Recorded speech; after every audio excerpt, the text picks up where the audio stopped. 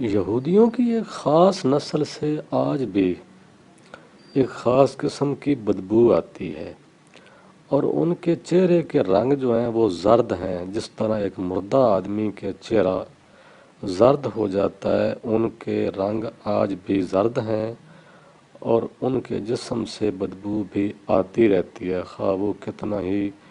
قیمتی خوشبو لگا دیں، اور ان کا لباس بھی ایک روز کے بعد ہر حالت میں بالکل پہننے کے قابل نہیں ہوتا۔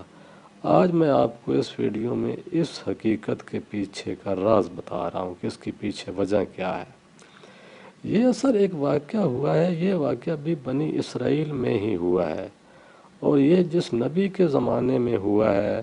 اس نبی کا نام ہے حزقیل۔ حضرت یوشع کے بعد بنی اسرائیل میں جو نبی بھیجا گیا اس کا نام حزقیل ہے۔ ان کو ابن الاجور بھی کہتے ہیں۔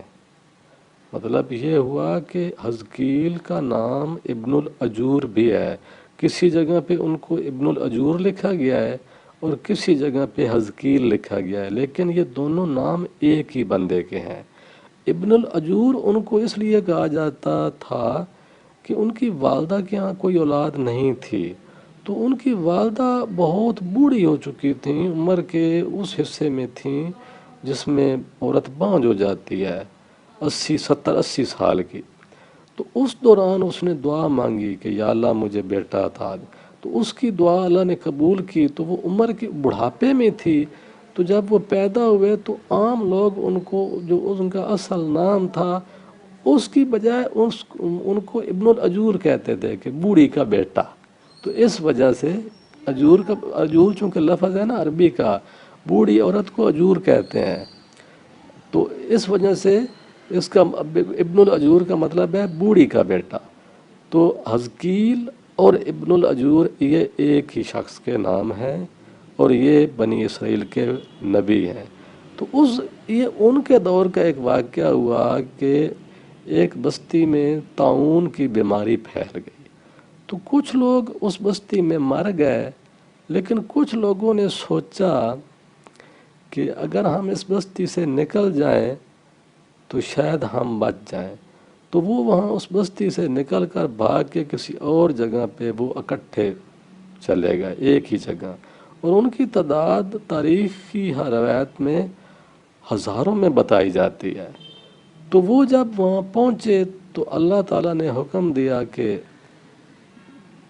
اوپر سے آواز آئی جس جگہ پہ وہ ٹھہرے تھے کہ مر جاؤ، ان کو وہاں موت آ گئی۔ اب ان کی تعداد اتنی زیادہ تھی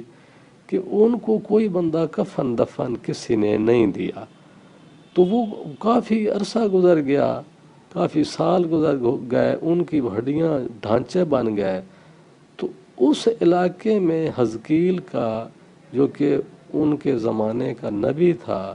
ان کا گزر ہوا۔ تو جب انہوں نے یہ حالت دیکھی تو ان کے دل میں ایک پریشانی سے آئی کہ آخر یہ بھی میری قوم کے بندے تھے، کتنا نقصان ہوا ہے، جیسے ایک فطرت ہے انسان کی۔ تو اس دوران اللہ تعالیٰ کی وحی آئی کہ کیا اے حزقیل تو یہ چاہتا ہے کہ میں ان کو دوبارہ زندہ کر دوں؟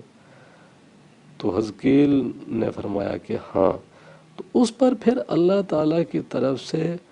حکم دیا گیا کہ تو وہاں جا، اس جگہ پہ جہاں پہ وہ ڈھانچے پڑے ہیں، کیونکہ ان کے ڈھانچے تو بکھرے پڑے تھے، ان کی ہڈیاں وغیرہ لیکن بکھری ہوئی تھیں، وہاں جا کر ان ہڈیوں کو حکم دے کہ اللہ کے حکم سے میں تمہیں حکم دیتا ہوں کہ تم زندہ ہو جاؤ۔ تو پھر وہاں حزقیل کے دیکھتے ہی وہ ہڈیاں اکٹھی ہونے لگیں، اور پھر ان پر گوشت بھی چڑھ گیا،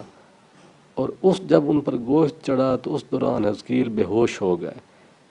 تھوڑی دیر کے بعد جب ان کو ہوش آیا تو دیکھا کہ وہ سارے بندے صحیح سلامت اس میدان میں ان کے سامنے کھڑے تھے۔ تو اس کا ایک اثر یہ ہوا کہ جب وہ زندہ ہوئے تو ان کا یہ ہوا کہ ان کا جو لباس تھا